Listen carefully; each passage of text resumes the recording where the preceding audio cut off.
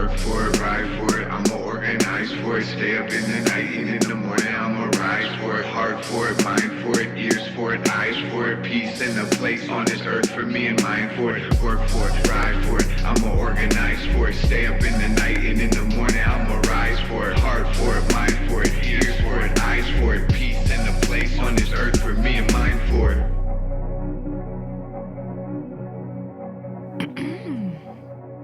Yeah. I also have been, in all these planning commission meetings, so I have a good track on what's going up. But oh my gosh, there's this one building that I swear no one's gonna live in. It's in the middle of what they call it now, East Town or whatever. Okay. What's East Town? It's what Downtown East was rebranded to. Okay. But it's Nowhere? No, it's more by the Guthrie. Okay. Right on that Commons Park, I think it's called. So they're building it was tall. I want to say it was 14 stories with a roof deck. Oh, damn. And it was all studio, 1 bedroom, maybe, I don't even know if there's 2 bedrooms, maybe a couple 2 bedrooms, but it was all condos. Oh, yeah. So it was strictly units you can buy. Wow. Yeah. That's nothing you can rent. That are efficiency, and you get a rooftop. Yeah. I guess that's the one draw, but they want young single professionals or old retirees from the suburbs or flippers, people who are going to make those short-term rentals. You buy a condo right there. Right. It's right next to the stadium and everything. Make it an Airbnb. Yeah. Those are so ugly, and they have no emotion. They're just it's like going to Target and someone said, "I'll buy all of this on the floor," and then they outfitted the Airbnb. Yeah, but yeah. Hello, we're back. We never left. It's been a while. It has. Yeah, it has. We're checking in today with our lovely listenership. First thing we wanted to do was talk about some spring shifts we're preparing for the summer. We're going to take a bit of a sabbatical this summer on the podcast. We haven't been in your feed as much in the month of May. Mm-hmm. Deanna's been finishing school. Still finishing. There we go. Isaac's been fastidiously taking notes on public meetings, making sure playing the watchdog role. And I got a young one, and we're preparing to move. And so life has been happening like it is for everybody, but also we've been talking and really feel like we want to take the show to the next level. It's important for me to reflect on when we started this show, it was really to process and share out from a real social struggle. We were struggling over the Upper Harbor Terminal. We had lessons learned, and that brought us all together, and that really fueled the content of the show. And since then, we've shifted gears from focusing on one particular development to looking at local politics, the local political economy, and tracking it. And that's great that we've been doing that, and we've learned a lot. But me as a political person, as a writer, as somebody who wants to do good journalism with this show, as a creative, I really feel like I need to study. I feel like right now a real hunger to take a step back and to learn more, to update my own thinking. And I want to do something really dope with the show. So we wanted to let y'all know that we're going to take a step back for the summer months at least. We might pop into your feed. We're going to come to patrons with a more concrete proposal and talk to you all. We really appreciate your investment in the show. Mm-hmm. So we're going to come with that very soon, but we wanted to start today's episode to just let y'all know what we're thinking. We really appreciate learning and struggling with you all. And for me, I feel like it's time to level up. So I'm going to go back to the lab and really, I feel like I'm trying to go on monk mode and just read and write and think, And we'll also be around town this summer. We'll be at the Queer Bazaar on May 28th selling hoodies, and gonna offer pre-orders so you can just pick up your hoodie there and support other local artists. That's at the Aliveness Project, noon to 5. We'll be at Open Streets June 5th on Lindale, so that's a Sunday. Also selling stuff and hanging out. I think I'm gonna make a Jeopardy board. Wow. Take a turn from the and if you get all the questions right, you win a hoodie. So study up on your local political trivia. And October 1st we'll be on Minnehaha again. So yeah, we'll be around too. Even though we'll be taking a break from the feed. Yeah, you can we won't be digital, but you can get us analog, That's right. acoustic in the flesh, Exactly, live and direct. Yeah, so we haven't talked about stuff for a while. I mean, a lot of things have happened. I think like part of this desire to take a break and like work on stuff is like things are always going to be happening, and Facts. like, do we want to be like a direct news source? That's not really what we've ever operated like. So it's like, by being more intentional, I feel like we don't fall into that like need or feel to respond to every fucked up thing that happens in this city, because it feels endless and like it keeps getting shoved down our throats. That resonates so much, absolutely. And I feel like, yeah, it's important to reflect on what we have covered and learn our lessons. If we're always just chasing the next thing and we're always just, reporting a list, we're not developing like sound strategy. We're not developing like analysis that's useful. So that definitely resonates. Hell yeah. We are going to talk about a few things today that's going on, because we have been paying attention. The first thing, I'll just bust it up, I guess, with what I've been bringing to the table today is Jacob Frey just appointed a new chair of the Minneapolis Public Housing Authority board. So the chair of the board, this is a powerful position that works with the director to move public housing policy, the MPHA. And Mayor Frey's appointment is a man named Tom Hoch. Tom Hoch ran for mayor against Jacob Frey. Jacob Frey's first run. He is you remember him? Oh, was he the gay guy? He was. Okay. I mean, like, I know he's more than that, but yes, yeah. He's an advocate. He is. He's an older. He's in charge of the Hennepin Theater Trust. He's the founder of the Hennepin Theater Trust. Right. Oh, they have a huge budget. Huge budget, right? And that's like a advocacy org for like the different theaters that are downtown. Very involved in the downtown improvement district. Very involved in downtown real estate. In the politics of downtown that we've covered with this show with the MPD and extra surveillance and criminalizing of youth downtown, the Hennepin Theater Trust is all in that. Tom Hoch is, I think, in his like 60s or 70s, a white gay man who was appointed to this position. And it's important to know that he was the deputy director, a staff position at the MPHA in the 1990s. So this is a return to the MPHA. That's really how he got his political clout in the Twin Cities, was in that position. Yeah. So it's really important for us to talk about Tom Hoch's experience with the MPHA.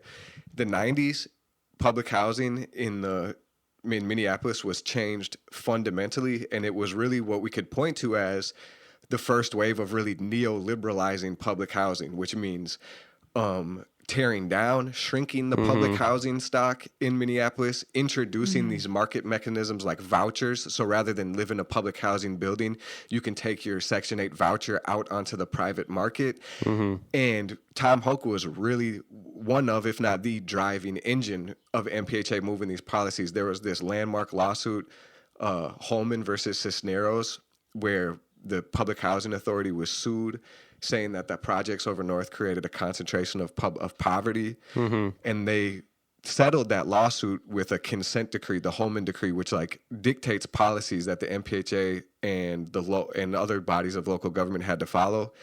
And it demolished many, I can't remember how many units, but the most significant housing projects in the city of Minneapolis were over north on the near north side, where the what's it called now? It's skipping my mind. You said Sumner? Heritage right? Park? Heritage Park, exactly. Yeah. Now Heritage Park has replaced it. So basically, this decree, they demolished all those projects over north. They scattered Section 8 into the suburbs. They had all this language around choice and market, and that really set the tone for public housing across the country. Tom Hoch was all deeply involved in that. So I was just going to say that, so it seems like the dynamic at play there was kind of this weaponizing of, I mean, they weren't using the word equity or equitable outcomes or whatnot, but kind of that weaponizing of like, I guess identity politics and like outcomes to 100% force austerity, basically, which is what's happening currently and has happened since then. Yeah. It falls in the free market capitalism by emphasizing choice and saying like, oh, you have a more dignified option if you can choose, but then you're pushing that onto landowners to then easily be like, no, I don't accept Section 8 vouchers. Exactly. So it's just you're absolutely right, and it was a heated debate, and like But one person who was really involved, for example, is this professor at the time at the University of Minnesota named Myron Orfield. He used to be a state representative. What's interesting is I think his brother used to be my landlord. Myron Orfield was the national leader in saying concentration of poverty. The way that we can end poverty and racism is by breaking up neighborhoods where a lot of black people and a lot of poor people live together. Yeah. And it was this very much paternalistic.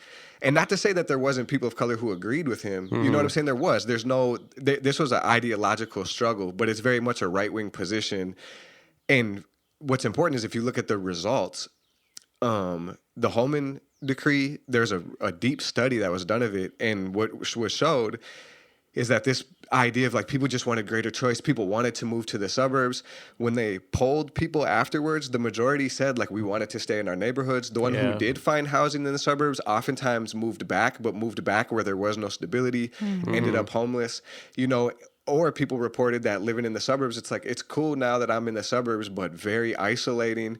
There's, so I wanted to speak on the fact that Tom Hoch was appointed and say that there was an actual debate and there was some dissension in the council, which is great. Council members Chugtai, Chavez, and Wansley Warlaba, the 3 DSA endorsed candidates, voted no on his appointment. And I thought they did a good job struggling on the council. For example, Councilmember Wansley Warlaba spoke on the Holman Decree. I'm a little bit familiar with Tom Hoch's background. I know you are a landlord. I know you've been a long time, actor in our political landscape, as Councilmember Goodman noted. And I also know that you've had prior experience with our Public Housing Association, and more so, have some experience around the painful passage of the Holman Decree, which for many public housing residents feel actually helped to kick off the privatization of public housing. And said it was damaging, and Hoch had his hands on it. And then Lisa Goodman, who was really the leader of the real estate wing of the council. She's aggressively pro-real estate, pro-market development. She challenged and said, actually, the Holman Decree was about choice. And if you look, you see that people wanted to have a dignity. She ran the whole line, And then Chugtai didn't let it slide, though, and brought evidence to the table. I'll add just a little bit on the Holman Decree and the consent decree that came out of it. There was an extensive study that was done and published in 2002 on the Holman v. Cisneros case, and then the consent decree that came out of it, that dug in a little bit more on this suburban choice piece, right? The idea that we need to give people the choice to live wherever they want to, because I think Councilmember Goodman is right. Not every person who lives in public housing wants to live in the neighborhood they're in. And the study concluded that the idea of suburban choice and people flocking to the suburbs just wasn't true. In fact, the majority of residents who left the 700 units that were destructed as a result of this decree lived within 3 miles of where they were before, except they moved around a lot more frequently.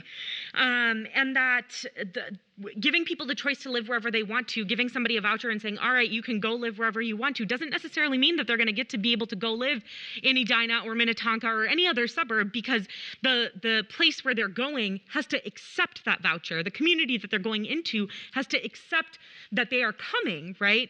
And it changes the reality of a person's and a family's conditions when they're trying to move to a different community, but it's because they want their kids to be in better schools, want to be in a different environment, but there isn't access to all of the other things that they need to make their lives work, right? Can't shop at a Lunds and Byerly's because you can't pay $2 for cilantro because you're used to paying 70 cents, and that's what your budget accounts for. And so the reality is there were mixed results from the Holman consent decree, and that's true for every big thing that we work on. And so I want to push back against this notion that the decree resulted in this massive suburban choice and flock to people living in whatever community they wanted to. That's just straight up not true. It was really interesting to me. I thought it was good that there was some opposition, but unfortunately the mayor's appointment went through, and it really portends poorly for public housing policy, because then if you look at what Hoch was saying when they were asking him questions, they specifically asked him, I think it's important to remember, there's consistently been at least a 10,000 family waiting list for public housing since the 90s. It's never shrunk. And that list only represents a fragment of the people who need it. So they were asking him, what is your plan to build more units? And he was saying openly in his appointment process, I don't think public housing is really the answer. I think we need more affordable housing. So he's saying even before he's appointed, I'm already talking with the leadership at Aon and Common Bond and these nonprofits. So, you know, the proof is in the pudding. It is what it smells and looks like. This was a privatizer in the 90s who then went on to be big in downtown real estate, who's appointed by Jacob Frey, who's supported by Goodman, and who is already moving this agenda. So, and that's when we're talking about taking a break. Watching this debate really lit me on fire. And I'm like, I definitely want to learn more about public housing policy. And I think it'd be cool to maybe dig into the Holman decree. Yeah. And I think, you know, part of that is probably also like a renewed push on Glendale townhomes, I would think, inevitably, like putting someone like that in who's had success in privatization and austerity, and knowing that the development over there is like, we went over to Malcolm Yards I'd never been there before, and like, there's so many new buildings. Like I did not know there's a whole like community that's set up there now. The whole world got built over there. And they're still building, and it's right across from, you know, Glendale Townhomes and the whole development team with, what's it called again? Towerside Innovation District. Yeah. Our good friends, the Polads, are a partner in the Towerside United Innovation District. Yes. There you go. Yes. But yeah, when I met, so for class, I was like doing an assignment on Towerside, or for them, for free. We love client projects. That's deep. Well, they pay the U of M. Like they pay, some RCCP Resilient Community blah blah blah partnership. Like, you know, a couple grand or something for graduate students to work for them for free all year. And yeah, so I met with one of the people that is on the board, and it was by chance. It wasn't like, you know, facilitated by school or anything. And he very openly was like, I think they should just demolish Glendale townhomes, like, and, you know, get them better housing that's ADA, like accessible for wheelchairs and disabled bodies. And it's like, okay, so you want to evict people, displace people, put in new public housing units on the same, which we know like would not happen. Like that would of course go to a developer and become some kind of mixed income luxury unit. Exactly what happened over north. The people they said the exact same thing to the people over north. You know, it should be ADA. No, that's why they need better housing. It should be ADA. Buildings. We guarantee they'll have a spot to come back to. Yeah. They never all do. of that was not true. Yeah. I mean, that's what that what was his name? Glenn Russell? No, I'm getting confused. Russ Smith. No, I know you're talking about the MPHA director for Glenn Russ. Is that it? Glenn Russ? What the fuck is his name? Something. I'm getting confused with Glenn Taylor, I think. It's not Glenn Taylor. It's Russ something. It is Russ something. Or something he's now Russ. at New York. Now he's in New York. Yeah. But that's what happened in Cambridge. And I know, like, he was like, I was successful in Cambridge. Everyone came back, but that wasn't the full it's trickled down. Yeah, economics that has been repackaged, and I mean, and liberals fall for it because they also advocate for affordable housing. Neighbors for more neighbors. Goofy ass. It's like, really though, just like criminal that, like you said, you're talking to somebody who's on the board of this powerful development. That the city's a part of, saying openly we should demolish their homes, but then in the public hearing they'll try to make organizers of Glendale sound crazy for saying that the city has a plan to demolish their homes when that's when they were formed, because it was the early phases of the Towerside Innovation District had already written them out of existence, you know. So it's like, it's really criminal, and it's really absolutely that's the plan, you know. That's why they're bringing Tom Hoch in. Greg Russ. Greg Russ. You dirty bastard, Greg Russ. And I mean, shout out to Glendale. Like, they were right about corruption. Like, they've been proved right about corruption with the. Been so on it. One of the board members is indicted on the DOJ investigation into feeding our futures, right? I'm pretty sure that's who Hoch is replacing. Oh, right.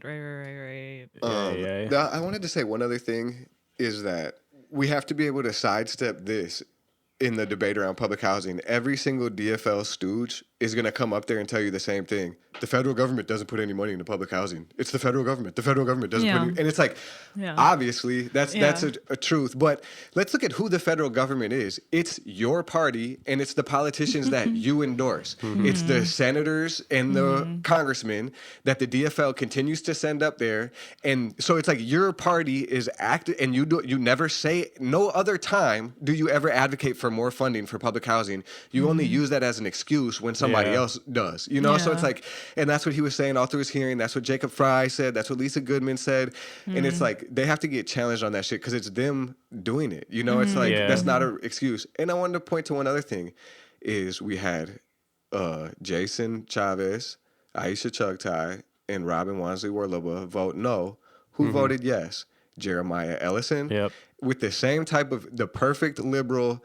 I just want to chime in and say I agree. I understand all my council members' criticisms. I might even agree, but I'm going to vote yes, you know, because it's pragmatic and because it's practical or whatever. And it's like, that's unacceptable. That's the difference between, at least in this vote, they showed themselves to be socialist, and Jeremiah Ellison and Elliot Payne proved themselves to be liberals. You know what I'm saying? It's like, it should be a no-brainer to say no to Tom Hoch, you know, but... And I feel like people, like progressive liberals, would be inclined to be like, oh, they need to, like, you know, toe the line, party line, blah, blah. But it's like at a certain point when they're doing this all the time, that's what they believe. Exactly. That's what their answer is to these problems. That's all they can provide us. 100%. And it's like, it's this politics of disavowal, you know, where it's like, oh, no, bro, I'm an abolitionist, you know, but I have to vote yes on the budget this time. But this millionaire knows what we need in public housing. I have to approve Tom Hoch. And it's like, no, at some level, but you are the votes that you take. You know what I'm saying? That's it. And you're what you do in public. That's it. Yeah. Everybody can say it. It's just like that politics runs through everything. It's like, no, it's not me. Of course I'm against it. But yeah, fuck that. Yeah, no, it's like, it's been a really... I feel like there's been a lot of dissonance just because, like, the Democratic Party is back on, like, we're the party of war now. We're going to, not a single House Democrat voted against $40 billion in more weaponry to go to Ukraine to end up in who knows whose hands. At the same time as we don't have fucking baby formula. You know what I'm saying? And it's like, I was thinking about that too. I want to speak on that because it's like, that made me sick to see. It shows you priorities, Really oh, definitely. And at the same time, that the armed forces that we're supplying them $40 billion with, one of the official branches wears the same insignia that the mass shooter in Buffalo wears on his shit. You know what I'm saying? Open Nazis. Inspired the Christchurch shooter. Yeah. Absolutely. And people, right-wing elements in the United States have already been over there training with the Azov Battalion. You know, we can't look away from that shit. That's like really fucking disconcerting. Yeah. And then, like, you know, it's really disconcerting when a lot of liberals here are, like, denying that information and being like, no, that's a Putin talking point. You know, Putin believes that too. Like, we just had a graduation party and I ended up in a conversation like that where I was like, no, I don't want, because we were talking about... My dad. Oh, shit. I was trying to give him the benefit of anonymity, but it's okay. He doesn't. We're talking about like Sweden and Finland who are like making the steps to join NATO. And props to my mom. My mom was like, yeah, I don't think they should do that. And I was like, yeah, I wish we could vote on it because... Props to your mom for sure. Hell yeah. She's like, I don't think it's a good idea. And then I was like, yeah, they're an offensive, you know, formation. And her dad was like, well, Putin thinks the same thing. And I was like, well, it's true. Like, I mean, after World War II, NATO was supporting fascists and neo-Nazis, not straight up Nazis, and incorporating Nazis into the leadership all over. And he was like, well, Putin thinks the same thing. And I was like, this is fact. This is not like you think this or not. It's like this has been proven that this is who they support. And this is who they supply with weapons and train. Open. It's open. That's the number one, like, turn your brain off button is Putin. You know what I'm saying? Like, I can't believe how good that works. That they could just say Putin and everybody. And Trump. Putin and Trump, exactly. Putin or Trump. If Trump was the president, it'd be worse. So thank God Trump's not president. Thank God Biden's. That's like generally the rhetoric. Did y'all see that shit, the clip of George Bush last night? Or I seen on the internet this morning? He's up there talking and he's saying like Putin is a dictator, blah, blah. And just one man makes a decision to illegally invade Iraq. I mean, Ukraine. This motherfucker is a war criminal, George Bush. You know, the idea that we're supposed to be celebrating NATO and the U.S. are acting, it's just like, it's disgusting. It seemed like under his breath, too, because he, like, took a moment to acknowledge how, you know, Freudian that moment was, or whatever you want to call it. And I thought under his breath he was like Iraq too, you know, like kind of acknowledging how I don't know, because he's a patsy. But how old is he now? I thought I heard him say in the clip, I only watched it one time, I heard him say, I'm 75. But I'm not sure if that was true or not. He's in his 70s, right? Some shit, yeah. So trying to say I'm old, but just like it's just like mocking us in the open. The idea that people are so scandalized by Putin, you know, when it's like, look at our country, like, Biden is responsible for untold more amounts of human suffering and deaths and everything than Putin by bar none. Magnitudes. Not to excuse Putin's own autocracy, but it's really a red herring when you live in the empire. 1,000%. What the fuck can you do about Putin? You know what I'm saying? And if you don't got nothing to say about like, Joe Biden, the wars in Iraq, the war in Afghanistan, he just deployed more troops to Somalia, let alone his internal domestic policy. Yeah. You know, Joe Biden specifically had the plan to divide Iraq into 3 ethno-states. He wanted to make a Kurdish region in the north, a Shia, and a Sunni region, I think. I might have that wrong, but either way, I know it was to create 3 different ethno-states. And to think about the amount of death and murder that just the fascist instinct that you're going to break up an entire autonomous nation that's been around for thousands of years and install your ethno-state plan. Right. That's savagery, disgusting. Another thing that happened in the last couple months was I feel like this was like sensationalized for like maybe a week, but the Human Rights Report. Department of Human Rights report on the MPD, which is like the confirmation. It felt like deja vu. Like this has happened before, right? At least with the federal government. I feel there's definitely been. I can't name them off top of which agency did which ones, but that's a part of the MPD 150 report is letting people know that we've already had outside groups come in and issue damning reports of the MPD, and we're back to this word consent decree. Yeah, that's what happened when they did the lawsuit around public housing. That's also what happens when the federal government comes in and reviews the Public Housing Authority. They put them under a consent decree, and nothing changes. You know, when the report is both shocking and completely unsurprising. You know, habitual use of the N-word, habitual calling people bitches and all sorts of shit, female employees, habitual violent abuse of community members. And it's like, damn, like the fact that, you know, it is shocking still to your senses, but then also it's like, we all know that that's how MPD operates. Yeah. And it's also happening at the same time as like 2 of the only police officers that I'm aware of who have like called out internal policy and gotten fired for it are also like working on their settlements because they sued the city for discrimination. So it's like, what's your solution to fix that if you can't fix it from the inside? Yeah. Can't fix it from the outside. Yeah, I don't know. Can't go under it. Can't go around it.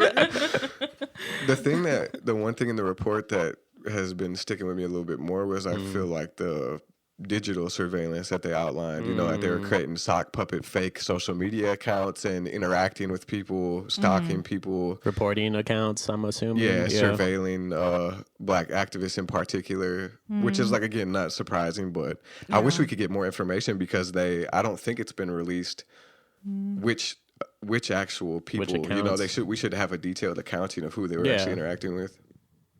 Are you on that list? I don't think so. What I think it said is that it was actually exclusively black people that they were targeting. Oh. And we're paying for that. We're paying for these people to sit at a computer and like write these trolling tweets. Yeah. It's foul business.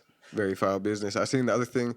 I didn't look into the details of it, but I seen that the city of Minneapolis just came to an agreement with the state troopers for more collaboration this summer, basically saying that state troopers are going to be working local enforcement and working with the city of Minneapolis, like a shared powers agreement. How about this regulatory services appointment? Oh shit! Yeah, see, Jake was just point people in the right direction. So I don't know the first meeting. I feel like it was late April. It was right after the eviction of the encampment. And I apologize if I get some details wrong. It was either on 4th Avenue, 5th Avenue, right off of Lake Street. I think it was 5th. It was 5th Avenue. That was my gut. Basically, the 5th and Lake. 5th and Lake. So the MPD made this show of force. They literally took up, I want to say they took up like a lane and a bike lane on Portland and the parking to just like park all their vehicles perpendicular to the traffic on Portland and just block off half of Portland while they were evicting this encampment. I'm guessing Public Works mainly. And they said it was, just in case, they had to be ready. But just, I don't know, the fashion you do that, the neighborhood you're in, it's very much like a statement they're making. They're really trying to be like, this is us. We roll up deep, Big intimidation. military maneuver. Yeah. I heard the number of squads out there, and I was like, what? It was like 100 or some shit. I just saw the picture, and it was like, it reminded me of that fucking march in New York, when they just like decked out the streets with police officers. But so the person seems like the new face of evictions and kind of in charge is this new regulatory services director named Saray Garnett Hohuli. So in the meeting following this eviction, there was some questions being raised about like, is this the most humane way to do this? Like, why are you evicting this encampment? It'll just like make it harder for folks to find housing. Raising good points, and her response. The goal of having the homeless response team in Reg Services is not to have encampments at all. The city, that should not be our solution. That's why the county, that's why we've got CPED, that's why we've got health. We're talking about in this city, how does an encampment can't and should not be an option? There are other things that we can and must do upstream to address these issues. And it's not one issue. It's not the lack of housing only. It's mental health, it's opioid, it's education, it's access, it's racism, it's all of these things. So I want to be clear, encampments cannot be the solution. That cannot be the solution or the answer to homelessness. It's very much what the county and what we are striving to as a city, and we're starting at ground zero. Actually, quite frankly, we're at -10. So my goal with having this team in my department is that we don't have encampments. I want to be very clear on that. I don't enjoy this. It pains my heart as a child of this city that I actually choose to work for. I do not want encampments, and that is not an option or a solution for us. Yeah, but you're not providing any other resources, or like you're not giving people a way to get out of encampments. It's just like you're moving people around at this point, very clearly. So yesterday I just like happened to tune into this meeting for the Biz Committee, which means Business Inspections, Housing and Zoning, I believe. Yeah. And so there's 4 people present. It was Councilmember Rainville, Councilmember Osman, I want to say, and then it was Chugtai and Chavez, 2 of our DSA council members, DSA endorsed council members. And what I got was everyone praising and voting to confirm not only this director of regulatory services, who like encampment defenders and people who work with encampments have been very vocal about just being awful and, doubling down on the mayor's eviction policy and working with MPD. I even saw this thing that she like kind of directed or snitched on someone to MPD to arrest them for supposedly being on top of a bulldozer, but that person was strictly just like filming cops, I think. Oh, wow. And like one of the police officers told this person, like, this person said you were doing this, and it was the director of regulatory services that told them that. Oh, no. So it was just really disheartening to see 2 DSA endorsed council members, including our council member who I voted for, praising this person, voting to affirm. And right before that, or right after that, I should say, they praised and voted to affirm Brennan, who's, I want to say, the new director. She's been the interim for some time, but this is her first official term now. So officially director of CPED, and it's like, this person's a capitalist through and through. 100%. You know, I didn't look into her background before working for the city, but very much in support of private development. And it's like, in that moment, I'm like, are you voting as a socialist? Are you a socialist? What are your principles when you're voting for this person who is very much on the private market bandwagon, you know? Big time. No, I think they're more great questions, real questions. I didn't watch those hearings, but that is disappointing, you know? And it's like, it should be followed up on. And those are really where a lot of power gets exercised. The director of CPED, the director of Regulatory Services. And that's like something for us all to like think through. And again, like one of the reasons why I want to take a break for a while too is like, as I'm watching the council this year and paying attention, is realizing like, okay, I need to really update. Like, how do we interact with these appointed positions, and how do we get ahead of some of this stuff? But that's really disappointing. Them evictions are savage. Like but it just makes me think of housing in the city right now is the other thing that's been on my heart, because I feel like the COVID shit is starting to show the consequences right now. Like, we've had 2 evictions on my floor in my apartment building. I'm ashamed to say it. And neither of them came to like a flashpoint where there was like resistance, you know. But there 2 people got evicted, you know, and I've been seeing my neighbor across the hall have a mental health crisis for like a month or 2. He be in his apartment screaming and shit. And like, we don't really have much of a relationship. And then he was just gone for a long time. So I don't even think he's been back to know he's been evicted.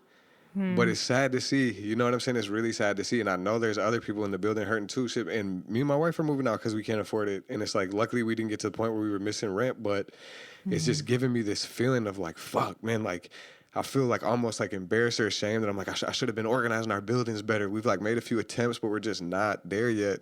And then I realized like, I can't take that on myself, but I still got that like gnawing feeling in my stomach that like, I know it's tight on so many people right now. And it's just, it's hard to know what to do, you know? Yeah, I mean, eviction numbers have risen incredibly for April. And I don't know, I forget where I was reading this, like Strib or something, but they're interviewing Eric from Homeline. Okay. I can't remember anyone's name today, so I'm not even going to try. But yeah, he was just, so they're juxtaposing his interview with some Republican senator person who was like, this is just a blip. This is just like, you know, all that mounting evictions. That's why the rates have, increased so dramatically for April. It's going to go down.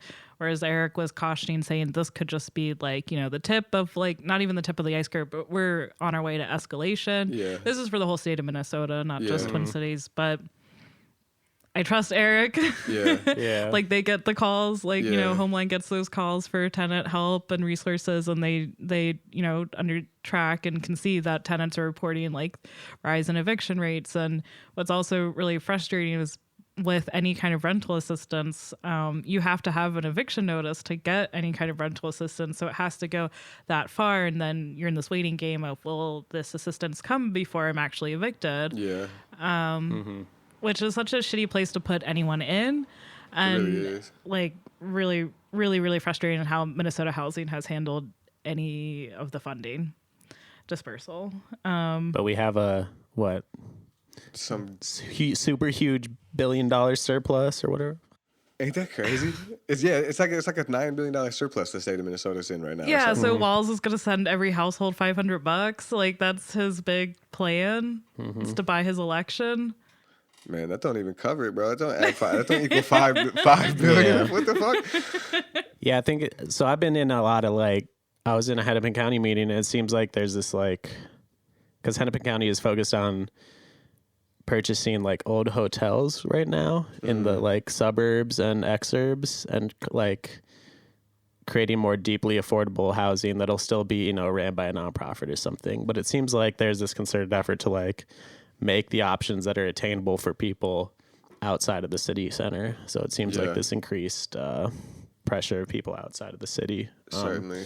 And I think this is gonna, like evictions are only gonna keep happening. I'm really worried about people being foreclosed at this point. Like there's been such a housing bubble that has cropped back up again. People are taking on adjustable rate loans again, and interest rates are going up again. So it's like there's a lot of shades of 2008 that seem like they're coming down the pipeline. And like bidding at, $20K minimum above the asking price and waiving away inspections and in order just to get like in the house. Artificially inflated things. People working for companies that might not exist in a couple of years, everything's kind of bubbling up, and there's going to be massive consequences. I really feel that way.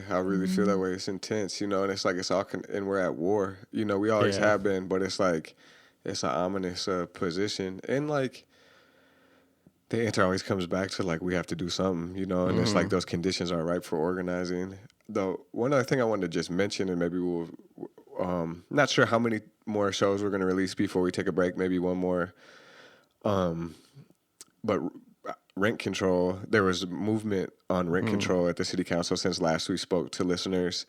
And basically what happened is a very conservative landlord-driven process was put forward, this working group. So, and this was passed. So what's going to happen is the city is creating a working group where I can't remember the exact number. It's like 2 renters and no, wait. I'll give you all the numbers. Basically, there's a few renters on it. There's a few landlords on it. There's a few developers on it. There's a few nonprofit people on it. There's a few bank people on it. Everybody has to be approved, gets appointed by, and has to be approved by the mayor and the city council. I did the math, if I have my notes, but like, we live in a majority renter city. Landlords equal a very small percentage of the population, less than 10% for sure. With the most generous math I could do, but because it's hard to get the exact numbers, but it's very, very small, single digit, but they're equally represented in the seats that are open. You know what I'm saying? So how unproportional that is actually. And then not to mention that everybody else besides the renters then are people who are indoctrinated in private market, have interest in the private market, and the language prompting the work group states it affirms all these right-wing talking points, that it can't disrupt housing choice. So we're going to see a weak, watered-down rent control policy come out of this working group, guaranteed, no question about it. It might be a place to struggle, and there was some struggle. Aisha Chugta, I think, again, and Robin and Jason, I think, put forth a valiant effort to try to resist the working group and then to try to make it change the structure of it, and they won a few minor concessions, but it's a loss for socialist housing policy, the fact that rent control is going to go through this working group. So that'll be something we try to follow. And it's, but it's, it's really unfortunate. And then Minnesota Senate passed a bill. I mean, it hasn't, to my knowledge, gone through House of Reps yet, but they want to retroactively prevent rent control measures. So it would waive whatever was passed in St. Paul. It would stop whatever's, the momentum Minneapolis has got going on. And it would just, it applied to the whole state. So just say the whole state of Minnesota can't apply rent control measures, that it's anti-developer and, isn't proven to do anything. When these are all myths that developers are pushing because it benefits them. Yeah, I seen that too. I heard it was going to not get passed, but it's a stronger version of what's on the books now. We have to already go through so many hoops because of that state preemption. Yeah, it's just, to me, it's like always sick to see these kinds of measures being passed and advocated fiercely for, and it's like, you're a homeowner, like none of this impacts you. I mean, of course they found some senator to be like, when I'm in session and renting in St. Paul, once rent control was passed for the city of St. Paul, my landowner jacked up rent. I was like, wait, didn't they prevent a measure to isn't that part of the St. Paul? The motherfuckers lie so much. It's like they had something there knowing landlords might do that, so that wouldn't happen. But yeah. Well, it's just scary because at the state level, Democrats haven't done shit, and so we're just one really bad midterm election or governor's election from these things going through with Republican control of all they need to flip is the House and the governor's seat, and Tim Walz isn't very loved in the cities, so that makes me nervous. Part of me thinks he's still gonna win. because, you know, the person running against him is pretty unhinged, like Scott Jensen, right? Yeah. He won the nomination. But still, like, you're not exciting people by any means. Even that, I mean, their offense is defense, you know. We're better than the GOP. That's their whole thing. Fuck Tim Walz.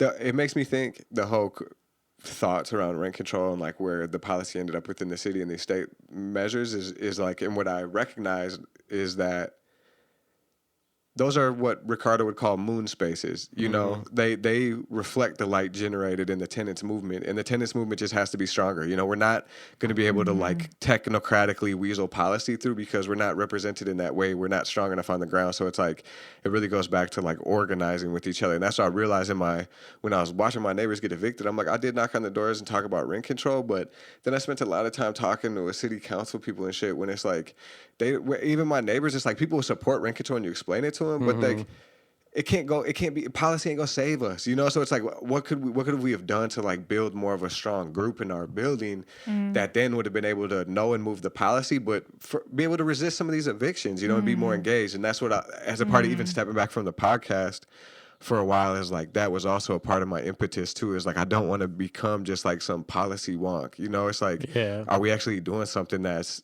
actually building? Yeah, it's like, I mean, I feel like a big part of my like disillusion with even dealing with electoralism at this point is like just that cadre of lawyers that prevents so much at every level of government, or 100. judges, you know? 100. So it's like, you can get everyone in the position. You can have, let's say you have a socialist majority and socialist mayor, you can pass something, but then the lawyers will be like, no, you can't do this. Exactly. The judges will be like, you can't do this. So it's like, why is that the strategy then? If when you get that power, you still can't even wield it. Like, I couldn't agree with you more, bro. I couldn't agree with you more. And it's like, it's not a realistic plan for winning. It's like, we got to be talking about a popular movement that can shut down the economy, that can disrupt things. Yeah, we have to take power. It's like, we're not going to use their system to get it. It's just, we have to take that very seriously. And that changes the way we fucking podcast, organize, all that shit. I was going to, a little bit of tea. Speaking of lawyers, Mary Moriarty, who's running for Hennepin County Attorney. Hennepin County Attorney. Her staff. Is this information we can share? Yes. I asked. Okay. It's something they're trying to, amplify. Mary Morty's campaign staff resigned in like unison because they weren't paid for like 2 months. Hell no. Eventually they did get paid, but like they were operating at nothing, you know, like they. Damn, I didn't hear that at all. Yeah, we have a good friend who was on her campaign, and it seemed like they had a really good staff, you know, to work in unison like that. Yeah, so it'd be nice to talk to them at some point. But yeah. Just wanted to share, like, so she's like the progressive candidate, right? She's the progressive candidate for top cop in the county. Yeah, she has a public defense background. Yeah. Her legacy is debated for sure. You know, if you talk to some liberals, she's like a crusading public attorney. If you talk to a lot of other people, you'll say, I mean, she was forcing a lot of people to take plea deals and filling up that Hennepin County jail with young black men from Minneapolis, and not really, you know. So she's like, she does critique some of the worst aspects of the local police state, but she's top cop material. Right. Hey, good. I will say this is like, just circling back, you know, we want to say we really appreciate people tuning in. You can still find us on Patreon. You could go back and listen to our older episodes. We're preparing to take a bit of a sabbatical to develop some new material, but we will be sprinkling into your feed, maybe covering the DA race, maybe talking about the governor, you know, the governor. And like, we still got radio stuff. I dropped the ball this week, but we'll be on KRSM here and there. It'll either probably mainly be recasts of old episodes, but who knows, maybe we'll hop in. Yeah, I mean, really limited season 1 episodes since we haven't figured out our storage stuff. So right now you can't really listen to season 1 except on KRSM at Tuesday, 7 p.m. All right. Well, money, power, land, solidarity. We need money, land, solidarity. If you're funny, stand very far away from me. We have running